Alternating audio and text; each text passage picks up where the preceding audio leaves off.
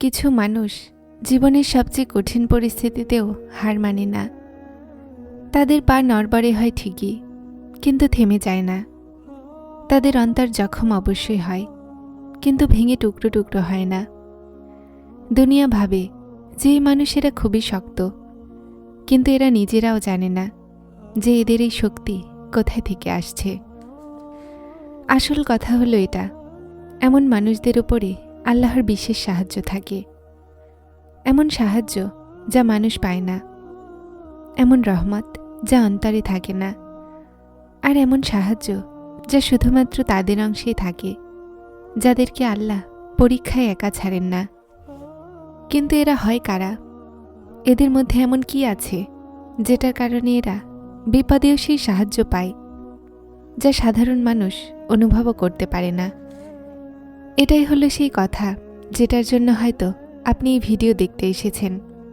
তাহলে আসুন, আজ আমরা জানব সেই কৈফিয়ত, সেই অভ্যাস, সেই অন্তরের পরিস্থিতি যেটার কারণে আল্লাহ মানুষকে পরীক্ষায় একা ছাড়েন না। সবচেয়ে বড় বাস্তবতা হলো এটা যে এরা তাদের কষ্টগুলোকে দুনিয়ার সামনে নিয়ে যায় না। এরা তাদের জখমগুলোকে মানুষের কাছে বলে না। এরা তাদের দুঃখ অন্য কাউকে দেখায় না। এই যে তুফান তাদের ভেতর বয়ে চলেছে, তাকে শুধুমাত্র আল্লাহর সামনে পেশ করায়। দুনিয়া এদেরকে মজবুত ভাবে, কেননা দুনিয়া তাদেরকে কাঁদতে দেখেনি।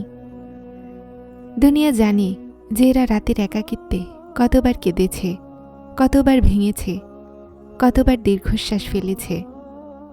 এই মানুষেরা তাদের দুর্বলতা মানুষকে দেখায় না, কিন্তু আল্লাহর সামনে লুকায়ও না। তারা মন থেকে আল্লাহর সামনে ঝুঁকে যায়, মন থেকে আবার উঠে দাঁড়ায়। এদের মধ্যে একটা আজব অভ্যাস থাকে, যে কষ্ট পায় সেই কষ্ট সরাসরি মনের রাস্তা দিয়ে আল্লাহ পর্যন্ত পৌঁছে দেয়। তারা দুনিয়ার কাছে আশা রাখে না, তারা আল্লাহর কাছে আশা রাখে। আর আশা যখন আল্লাহর সাথে জুড়ে যায়, তো সমস্যা যতটাই বড় হোক, মানুষ কখনোই ধ্বংস হয় না। এদের জীবনে যখনই কোনো চিন্তা আসে, তো তাদের অন্তরে দুটো রাস্তা খোলে। একটা রাস্তা প্রশ্নের হয়, কেন, কিভাবে, আমাদের সাথেই কেন? দ্বিতীয় রাস্তা বিশ্বাসের হয়, আল্লাহ পাঠিয়েছেন তো হিকমত থাকবে অবশ্যই। আমি জানি না, কিন্তু আল্লাহ জানেন। এই মানুষেরা দ্বিতীয় রাস্তাকে বেছে নেয়। এরা আল্লাহর ফায়সালার সামনে ঝুঁকে যায়। এরা তাদের কষ্টকে আল্লাহর হুকুমের আগে নিয়ে যায় না। এরা তাদের চিন্তাগুলোকে আল্লাহর সোপর্দ করে দেয়। আর যখন মানুষ নিজেকে আল্লাহর সোপর্দ করে দেয়, তো পরীক্ষা তার কিছুই বিগড়াতে পারবে না, বরং তিনি ভিতরে ভিতরে তাদেরকে মজবুত করে দেন। এমন মানুষদের সিজদা পরীক্ষায় কম হয় না, বরং আরও বেড়ে যায়। যখন দুনিয়া ক্লান্ত হয়ে যায়, তো সেই সিজদা তার আশ্রয় হয়ে যায়। যখন মন ক্লান্ত হয়ে যায়, তো সেই সিজদা তার জবান হয়ে যায়। যখন আশা কম হয়ে যায়, তো সেই সিজদা তাদের অশ্রুর পানিতে বদলে যায়। এই মানুষেরা সিজদাতে আল্লাহর উপরে অসন্তুষ্ট হন না, আল্লাহর উপরে অভিযোগ করেন না, বরং আল্লাহর কাছে মাথা রেখে বলে, ইয়া আল্লাহ, আমি ক্লান্ত হয়ে গেছি, এখন আপনিই আমার আশ্রয়। আর আল্লাহ এমন সিজদা কখনোই খালি ফেরান না। সিজদা কখনোই খালি ফেরানো হয় না। এমন সিজদা পরীক্ষার রূপকেই বদলে দেয়। তারপর একটা সময় আসে, আল্লাহ তাদের অন্তরে একটা আজব শান্তি দিয়ে দেন। সেই শান্তি মুখে বলাতে আসে না, সেই শক্তি দেখানোতে আসে না, সেটা শুধুমাত্র মানুষের ভেতরে অনুভব হয়। এই মানুষেরা নিজেরাও অবাক হয়ে যায় যে আমি এতটা ঝড়ের পরও কিভাবে দাঁড়িয়ে আছি, আমি এতটা ক্লান্তির পরও জীবন্ত কিভাবে আছি, আমি এতটা কষ্টের পরও আশা কিভাবে রাখছি। এটা সেই মুহূর্ত হয় যখন আল্লাহর সাহায্য রুহে নেমে আসে। এমন মানুষেরা নিজেদের মধ্যে সীমাবদ্ধ থাকে না। বিপদ মানুষের ভালো করে, নিজের ক্লান্তির পরও, নিজের দুঃখের পরও অন্যের সাহায্যে এগিয়ে যায়। এরা অন্য কারোর জন্য দোয়া করে, এরা অন্য কারো সমস্যা দূর করার জন্য চেষ্টা করে। কিন্তু যখন কোনো মানুষ নিজের কষ্টের পরও অন্যের জন্য ভালো চায়, অন্যের জন্য চেষ্টা করে, অন্যের জন্য দোয়া করে, তো আল্লাহ তার জন্যই সেই দরজা খোলে যা অন্যদের জন্য বন্ধ থাকে। এই অন্তর যা ভেঙে গিয়েও নরম থাকে, যে ক্লান্ত হয়েও শক্ত হয় না, যা চিন্তায়ও অন্যদের জন্য ভালোই চায়, এমন মনকে আল্লাহ কখনোই একা ছাড়েন না। এই মানুষেরা পরীক্ষায়ও আল্লাহর থেকে দূরে যায় না, বরং আরও নিকটে এসে যায়। আর এটাই সেই মাকাম যেখানে আল্লাহর বিশেষ সাহায্য নীরবে তাদের জীবনে আসতে শুরু করে। এদের ভেতরে একটা আলোর মতো পয়দা হতে শুরু করে, এমন আলো যা বাহিরে থেকে দেখা যায় না, কিন্তু ভেতর থেকে ভেঙে যাওয়া মানুষগুলোকে পুনরায় জুড়ে দেয়। এটা সেই আলো যা পরীক্ষাকে সহ্য করার যোগ্য বানায়। এটা সেই আলো যা মনে বিশ্বাস জাগায়, আল্লাহ আমার সাথে আছেন, আমি একা নই, এই সময়ে চলেই যাবে, আর আল্লাহ এই সময়কে আমার মতো করে বদলে দিবেন। আর এটাই সেই সময় যেখান থেকে আল্লাহর রহমত শুরু হয়। যখন মানুষের ভেতরে এই আলো তৈরি হতে শুরু করে, তো সে ভেতর থেকে বদলাতে লাগে। সে পরিস্থিতিকে তেমন দেখে না যেমনভাবে মানুষেরা দেখে, সে অন্যভাবে দেখতে লাগে। সেই জায়গা যা আল্লাহ দেখান, যা মনকে ভাঙতে দেয় না, বরং সামলে নেয়। যখন আল্লাহর সাহায্য আসতে লাগে, তো মানুষের সবচেয়ে প্রথমে ভিতরে একটা আজব শান্তি অনুভব হয়।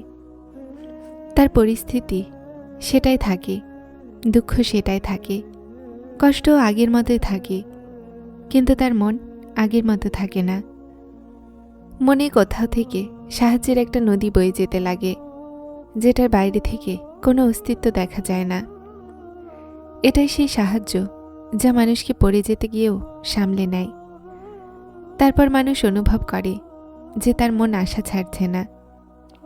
সে ভাঙাও হোক, তবুও ভিতরে একটা ছোট্ট আলো জ্বলতে থাকে, যেন কেউ বলছে এখনও শেষ হয়নি, এখনও রাস্তা আছে, আল্লাহ কোনো দরজা খুলে দিবেন। এই আশা মানুষের নিজের নয়, এটা আল্লাহর পক্ষ থেকে আসা সাহায্য হয়। যখন সেই আশা মনের ভেতরে জায়গা বানিয়ে নেয়, তো মানুষ পরিস্থিতির জন্য ভয় পায় না, আল্লাহর দিকে দেখতে লাগে। তারপর একটা সময় এমনও আসে যখন মানুষ তার পুরো ক্লান্তি, নিজের পুরো ব্যর্থতা আল্লাহর হাতে ছেড়ে দেয়। সে বলে, ইয়া আল্লাহ, আমি এখন আপনার ফয়সালাতে রাজি আছি। আমি বুঝে নিয়েছি যে সব জিনিস আমার ক্ষমতায় হয় না, সমস্ত এখতিয়ার আপনার কাছে আছে।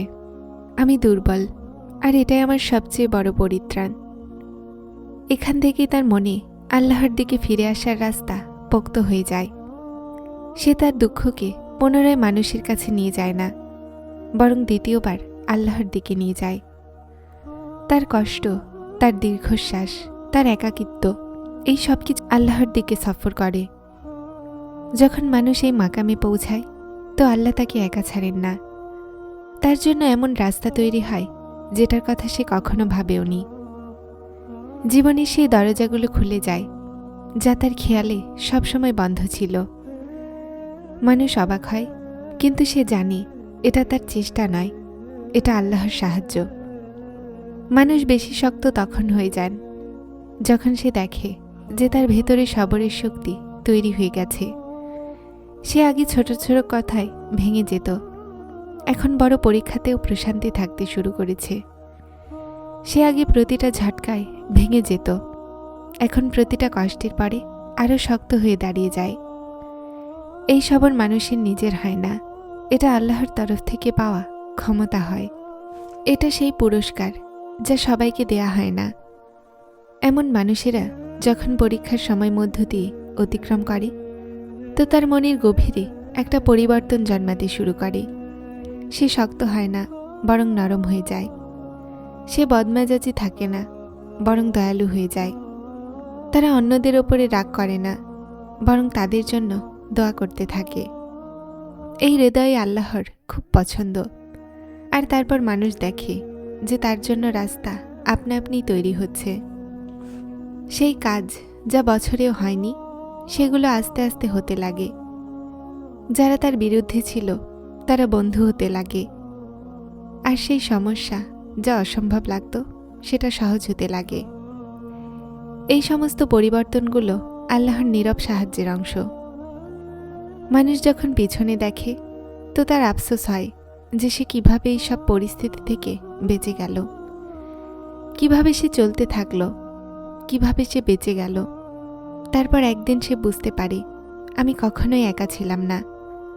আমার নীরবতায়, আমার একাকিত্বে, আমার ভাঙা মুহূর্তে আল্লাহর হিকমত ছিল। এটাই সেই মুহূর্ত হয় যেখানে মানুষ বুঝে যায় যে পরীক্ষা কোনো ধ্বংস নয়, এটা আসলে আল্লাহর নিকটে নিয়ে যাওয়া রাস্তা হয়।